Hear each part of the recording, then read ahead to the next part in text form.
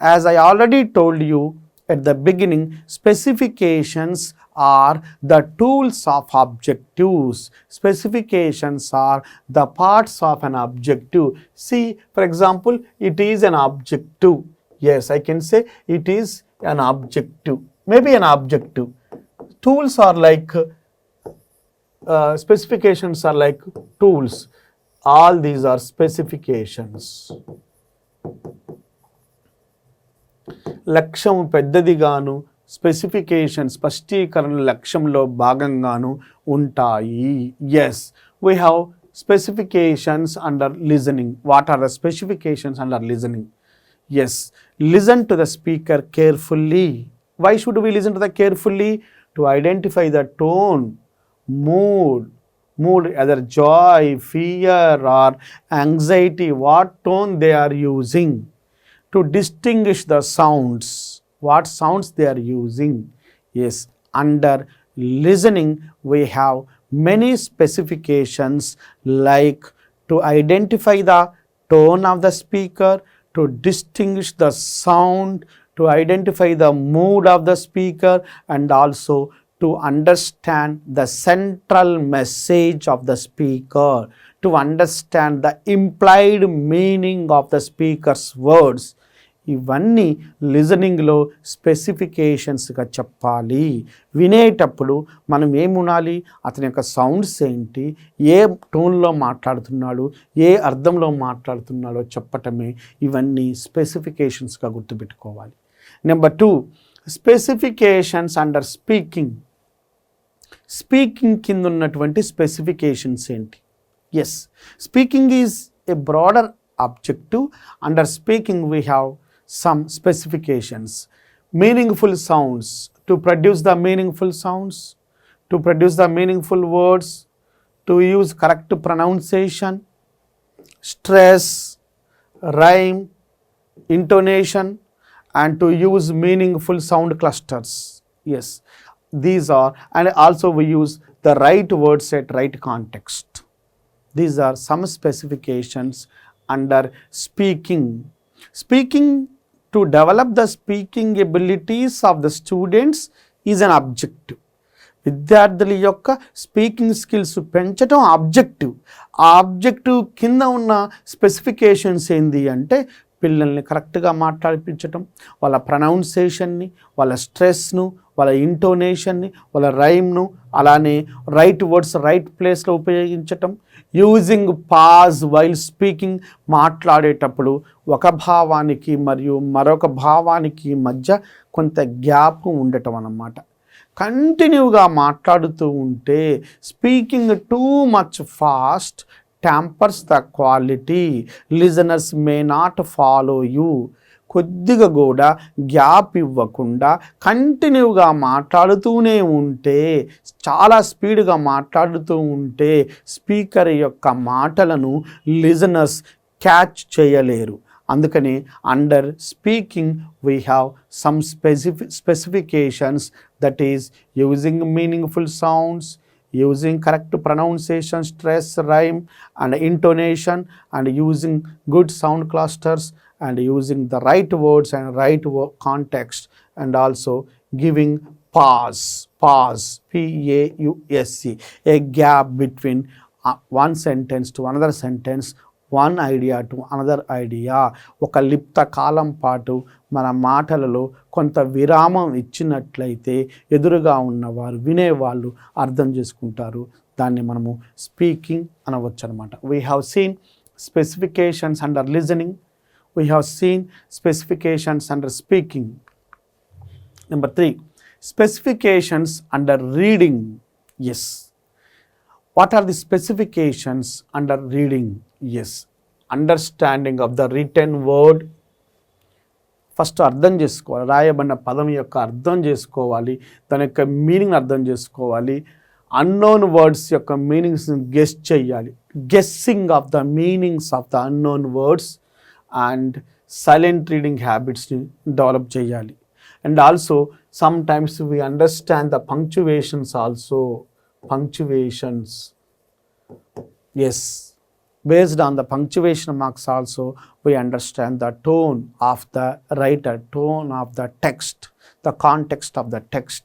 చదివేటప్పుడు సరైన పదాలను చదవటము, తెలియని పదాల యొక్క మీనింగ్ని గెస్ చేయటము, వర్డ్ ఆర్డర్లో ఉన్న వాటిని చదువుకోవటము, సైలెంట్ రీడింగ్ను ప్రమోట్ చేయటము, పంక్చువేషన్ మార్క్స్ని అర్థం చేసుకోవటం కూడా రీడింగ్ కింద ఉన్నటువంటి స్పెసిఫికేషన్స్గా మనం చెప్పచ్చు.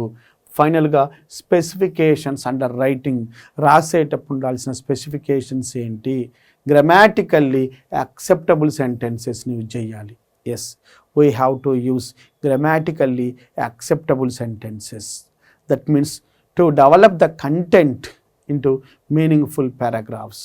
Yes, we have to develop the content into meaningful, అర్థవంతమైన పారాగ్రాఫ్లుగా విషయాన్ని రాయటం, ఆర్డర్లో రాయటం, కొహరెన్స్లో రాయటం, క్లారిటీగా రాయటం, ఆర్గనైజ్డ్గా రాయటం, లాజికల్ ఆర్డర్లో పెట్టడం, కాంపోజిషన్ లాజికల్ ఆర్డర్లో పెట్టడం, ఇవన్నీ మనకి స్పెసిఫికేషన్ కింద ఉన్నటువంటి సబ్ పాయింట్స్గా, రైటింగ్ కింద ఉన్న స్పెసిఫికేషన్స్గా అర్థం చేసుకోవాలి. These are specifications under writing. Yes, we have seen specifications under listening, we have seen specifications of speaking, seen specifications of reading and also writing.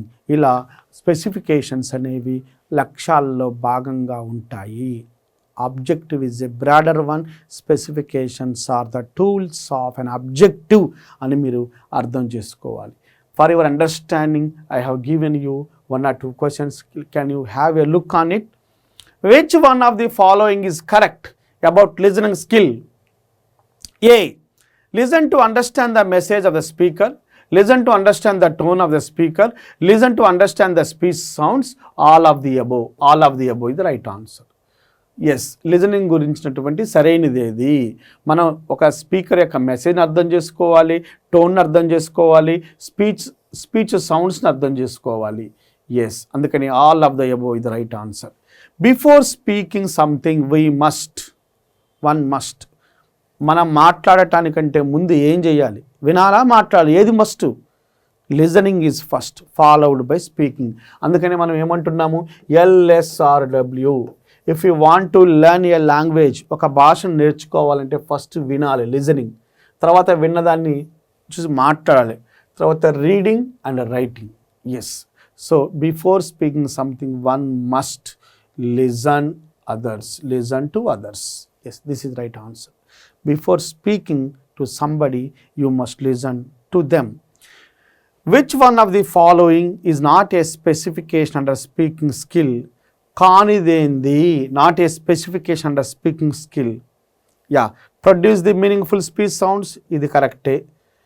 Right the ideas with coherence, write వచ్చింది. Write కాదు, మనం మాట్లాడుతున్నది speaking గురించి. Use correct pronunciation, రైటే. Use right words in right place, రైటే. కానిదేంది? Speaking skill యొక్క specification కానిదేంది? మీనింగ్ఫుల్ స్పీచ్ సౌండ్స్ ఉపయోగించడం స్పెసిఫికేషన్ కిందకే వస్తుంది.